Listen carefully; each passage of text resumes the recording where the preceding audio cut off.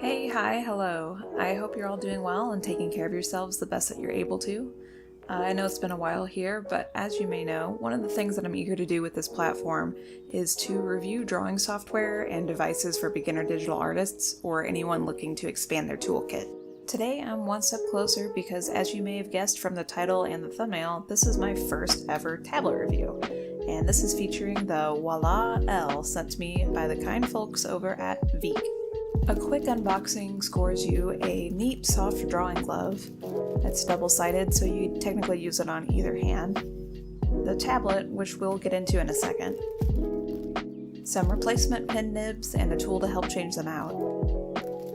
A USB-C phone adapter so that you can plug in the tablet to your phone or any other USB-C device, which, if your phone can run a drawing program, this is a pretty thoughtful addition. Next is a standard USB-C cord for the tablet itself, since the tablet is not wireless.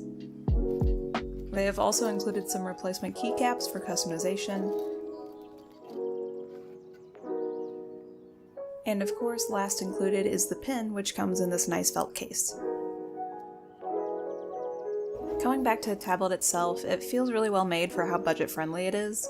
It has a matte finish, so there's a little bit of texture to it. And there's also no slip pads on the bottom to help keep it in place on your desk. The Voila L has a decent 10-inch by 6-inch active drawing area, and my personal favorite feature is it has 4 buttons and a dial up in the top left corner, all of which are programmable to whatever hotkeys or macros that you want. The button in the middle of the dial has 2 programmable settings that you can switch between. To the right, we have 4 other programmable keys that you can set to any single hotkey that you like. My suggestion is to program them to something that you use frequently, because these things are really fun to press and they make some very satisfying noises. Now, when I tested out the tablet, I set the 2 dial hotkeys so that I could increase and decrease my brush size, and then I also set it to zoom in and out of the canvas. The first 2 buttons on the right were set to undo and redo. The third button was set to my ink pen tool, and the fourth button was set to the move tool so I could quickly move around the canvas. Onwards to the drawing pen. This pen is battery free, which means you don't have to charge it at all. It has 8,192 pressure levels. Side note, this is the same amount of pressure that my main drawing tablet has. It also has 2 programmable buttons on it, which I set to pen tool again and then eraser, since the pen itself doesn't have an eraser feature on the opposite end. It's a basic pen, there's nothing really fancy to it, it's super lightweight and it gets the job done. When it came time to actually draw on the tablet, I'm not gonna lie, I struggled a little bit.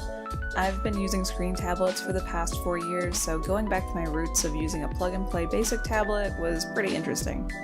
It's the whole hand-eye coordination thing when using one of these tablets that really throws me off, not to mention I keep wanting to use my hand gestures for the undo and redo buttons.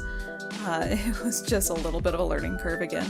For the sake of the demo, I decided to show my entire process from sketch to finish, which I never really do because sketching takes me the longest, and it's usually full of trial and error and general frustration. I knew going into this though that I wanted to draw a sporty monster babe. This one's going to be a vampire tennis player, but at first I really didn't know how I wanted to make her look. I knew that I wanted her to have a visor hat, either buck vampire teeth or at least a missing fang. She'd have some sort of exaggerated pigtail hairstyle, and a chunky shoe, but that's all I really had in mind. Originally, I was thinking a volleyball player would be fun, since vampires don't get along well with the sun, and when I think of volleyball, I think stereotypically of like beachy summer vibes. Maybe I'd have her with like an oversized ball or something. But then I figured maybe a tennis player vampire chick with a big racket would be fun to draw, especially since I like drawing objects or weapons that are larger than they should be. I pushed the concept a little further, and I made the racket shaped like a coffin, and the tennis string design mimicked like a spider web. Of course, since she's a vampire, I had to add a little bat boy who would retrieve the ball. From there, I just made up some scraps of lore. First was her name. I googled some tennis terms, and I made a short list of the ones that I liked. Ace was an obvious choice. Lob was another option, but it felt like it would suit kind of like a slime character more. Something about the word lob feels gooey to me, I don't know. Chip was also a contender since I knew that I wanted to have her have a missing tooth or something, but I ended up setting on love, which means having 0 points in the game. I then used the good old Google Translate to find out that the word love in Japanese is I, which then would be her name. Side note, I did a similar method when creating a very particular OC that everybody seems to like. That might have to be for another video though. But moving on back to our tennis vampire babe. I figured it would be pretty tragic to have this happy-go-lucky vampire who just wants to be a tennis player because she loves playing the game, but then she loses every single match that she's ever in, just like her namesake suggests. And maybe she's so bad that she even lost a fang or something from a freak tennis ball training accident. Regardless, in true protagonist style, she's going to persist and maintain that cheerful disposition. Color palette wise for her, I wanted something that felt retro 90s ice cooler vibe, but I wanted something that was also kind of stereotypically vampire with darker colors.